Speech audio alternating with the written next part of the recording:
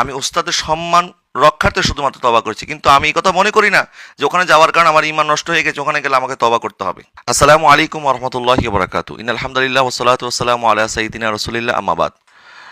আপনারা হয়তো সোশ্যাল মিডিয়ার মাধ্যমে জেনেছেন, সম্প্রতি ডক্টর মিজানুর রহমান আজহারী সাহেব সকল ঘরনা আলেমদেরকে দাওয়াত করেছিল। সেখানে আমি এবং সৈয়দ হাসান আল আজহারী সাহেব আমরা উপস্থিত ছিলাম, এবং এটাকে কেন্দ্র করে বিভিন্ন ধরনের প্রতিক্রিয়া সৃষ্টি হয়েছিল, যার পরিপ্রেক্ষিতে হাসান আজহারী ভাইয়ের আব্বা মুফতি মাওলানা ওসিউর রহমান আল কাদরি হুজুর উনি একটি ভিডিও বার্তা দিয়েছেন, এবং সেই ভিডিও বার্তার আলোকে আমরা দুইজন লাইভে এসেছিলাম, এবং সেখানে যে কথাগুলি বলেছি আপনারা হয়তো কেউ আংশিক শুনেছেন, কেউ হয়তো পুরোটা শুনেছেন। এবং আমি আমার লাইভের মধ্যে বারবার করে আমি অনুরোধ করেছি যে আমার লাইভটা কেউ কাট করে আপনারা ছাড়বেন না, এবং লাইভটা পুরোটা শুনবেন। আমার দুইটি লাইভ 1 ঘন্টা 1 মিনিটের ছিল।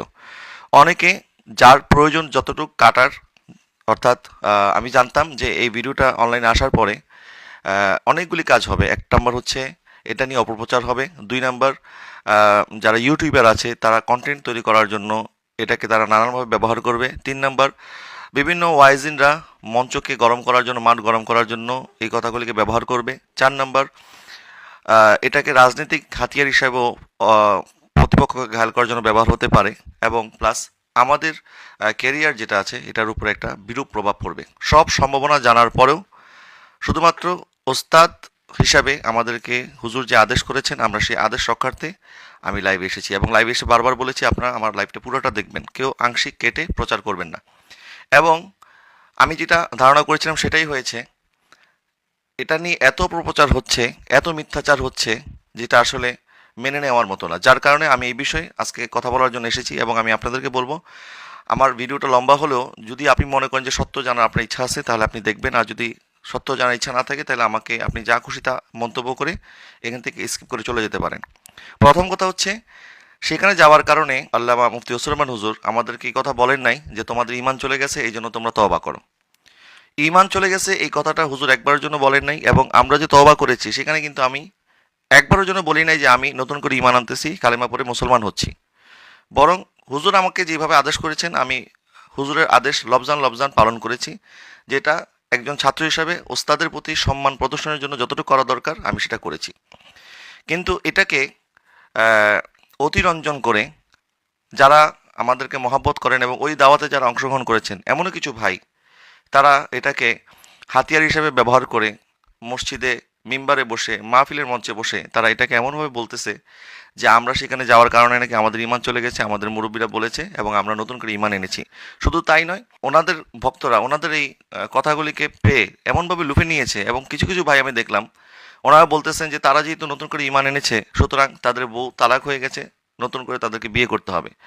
এবং ওই সকল ভাইদের এই সমস্ত কথাবার্তা শুনে তাদের ভক্তরা আমাদের এখানে এসে বারবার কমেন্টস করতেছে যে আপনারা নতুন করে বিয়ে করছেন কিনা, বা আরও কী ধরনের কথা বলতেছে আমি আপনাদেরকে আসলে এটা বলতে পারবো না। আমি আপনাদেরকে শুধুমাত্র এতটুকু বলবো, আল্লাহ পাক ইরশাদ করেছেন ইয়া আইয়ুহাল্লাযিনা আমানু ইন জাআকুম ফাসিকুম বিনাবাইন ফাতাবায়ানু। আল্লাহ পাক ইরশাদ করেছেন হে ঈমানদারগণ, তোমাদের কাছে কোনো ফাসিক ব্যক্তি যদি কোনো সংবাদ নিয়ে আসে তাহলে তোমরা সেটা যাচাই বাছাই করো। যেখানে আমরা মানুষদেরকে ওয়াজ করি যে কোনো ফাসিক ব্যক্তি কোনো কথা আমাদেরকে বললে আমরা যেন যাচাই বাছাই করি, সেখানে আমরা আলেম হওয়ার পর আমরা যাচাই বাছাই ছাড়া, যেখানে আমি 1 ঘন্টা 1 মিনিট ভিডিওর মধ্যে সমস্ত কথা বলেছি। আমি সেই আমাদের যে মিলন মেলা হয়েছিল সেখানে আমাদের সাদিকুর রহমান আজহারী ভাইয়ের সাথে আমাদের কিন্তু দেখা হয়েছিল। সাদিক ভাই আমরা একসাথে আল আজহারে পড়েছি, অনেক বছর একসাথে ছিলাম। উনি আমার রুমে আসতেন, আমি ওনার রুমে যেতাম, ওনার সাথে একটা আন্তরিক সম্পর্ক ছিল, যার সুবাদে সেদিন অনেকদিন পর দেখা হওয়ার পরে কিন্তু আমরা খুব আন্তরিকতার সাথে কথাবার্তা বলেছি, এবং সাদিক ভাই তার ভিডিওর মধ্যেও কিন্তু এই কথাগুলি বলেছেন। কিন্তু সাদিক ভাইয়ের এই কথাটা আমার খুব কষ্ট লেগেছে, যে উনি যে বললেন যে আমরা মাহফিল পাওয়ার জন্য, অর্থাৎ আমাদের অঙ্গনে সবাই যেন আমাদেরকে আবার মাহফিলের দাওয়াত দেয়, এই জন্য আমাদের কাছ থেকে মুখ ফিরিয়ে না আনে, সেই জন্য নাকি আমরা নতুন করে কালেমা পড়ে মুসলমান হয়েছি, নতুন করে নাকি আমরা ঈমান এনেছি। তো আমি সাদিক ভাইকে বলতে চাই, আপনি কি আমার সম্পূর্ণ ভিডিওটা দেখেছেন? অর্ধেক কথা শুনে কেন আপনি মসজিদে মিম্বারে বসে এই ধরনের কথাবার্তা বললেন? আপনি আমার উপরে তহমত দিয়েছেন, নিজের নফসের উপরে আপনি জুলুম করেছেন। আমি তো এই ভিডিওর মধ্যে বলেছি আজকে থেকে আপনার কেউ মাহফিলের দাওয়াত দিবেন না।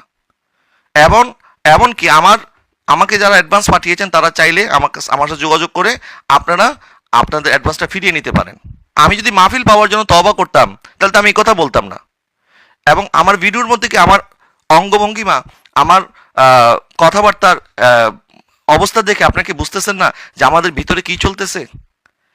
তো এখন আমাদের ভিতরে কি চলতেছে এটা বোঝার পরেও আপনারা আবার আমাকে নতুনভাবে তহমত দিলেন এবং আবার এই কথাটা মাঠের ময়দানে ছড়িয়ে দিলেন যে আমরা নতুন করে ঈমান এনেছি, আমাদের বিবাহ আবার বাতিল হয়ে গেছে, আবার নতুন করে বিয়ে করতে হবে, এবং আপনাদের ছেলেরা এই সুযোগে আমাদের কমেন্টসে এসে আমাদেরকে এসে নানানভাবে হেয় প্রতিপন্ন করার সুযোগ তারা হাতছাড়া করে নাই।